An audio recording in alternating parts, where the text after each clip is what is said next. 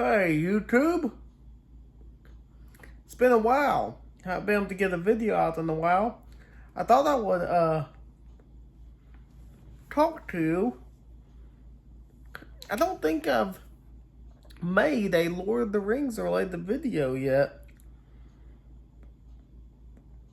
which is a crying shame. Of course, being part of the YTPC, the YouTube pop community, I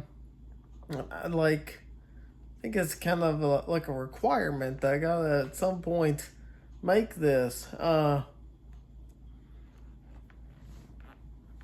I don't know if you've read The Lord of the Rings. If you haven't, I definitely recommend you read the books. The movies are great, but the books really are like just something special. I mean, Tolkien had a way of writing. But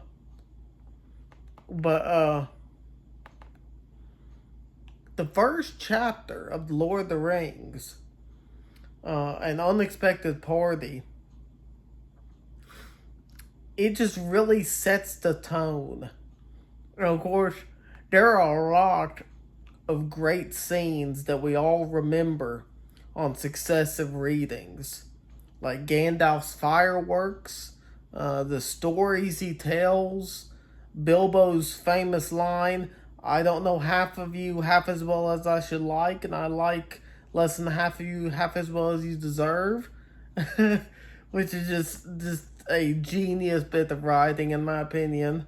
And of course, there's Bilbo's reluctance to give up the ring.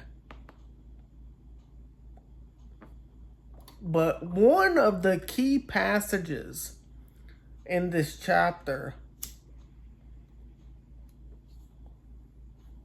that it acts as a foreshadowing of the end comes on page 26.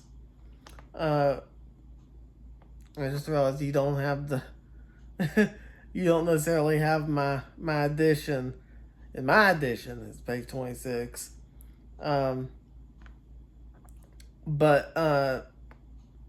it's a foreshadowing of the very end of the story. And you may not catch this because it's very subtle. We're given the description of the preparations for Bilbo's party.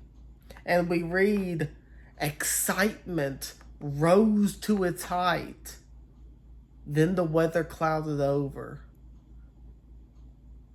That was on Wednesday, the eve of the party. Anxiety was intense. Then Thursday, September the 22nd, actually dawned. The sun got up, the clouds vanished, flags were unfurled, and the fun began.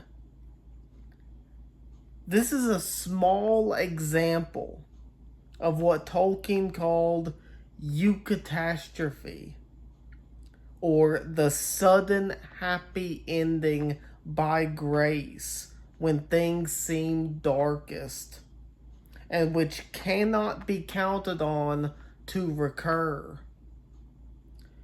While it accepts the possibility of sorrow or failure, it denies, as Tolkien explains in On Fairy Stories, even in the face of much evidence, universal final defeat. Now, I won't spoil the ending for you, just in case you haven't read it, but all I'll say is that this is a small foreshadowing of the end, because the ending of The Lord of the Rings comes very suddenly when things are very grim and dark and almost hopeless. Tolkien says specifically, this is a word-for-word quote from On Fairy Stories, that a eucatastrophe is like a catch of the breath, a beat and a lifting of the heart, near to or indeed accompanied by tears, as keen as that given by any form of literary art, and having a peculiar quality. He described such a eucatastrophe as an evangelium because it is a model of the ultimate sudden turn on Easter morning after the dark hopelessness of the crucifixion. And as Tolkien says at the end of the essay, he says, the birth of Christ is the eucatastrophe of man's history. The resurrection is the eucatastrophe of the story of the incarnation. The story begins and ends in joy. So that's the kind of story, when you pick up The Lord of the Rings, that you're in for. And I think it's very telling that Tolkien places this foreshadowing of the end in connection with what he calls the long expected party. Because essentially, heaven is the long expected party. Even Jesus used the image of a party in Luke 14 and other places to describe heaven. Jesus describes how there were those who thought they had more important things to do, and others who never thought they would be invited got brought in.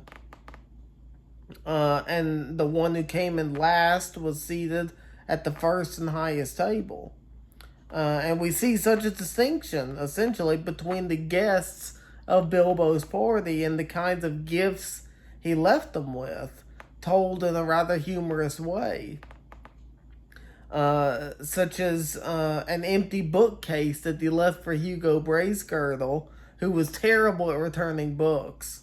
And a case of silver spoons he left to Lobelia, who had taken a great many of his spoons while he was away on his journey in the previous book.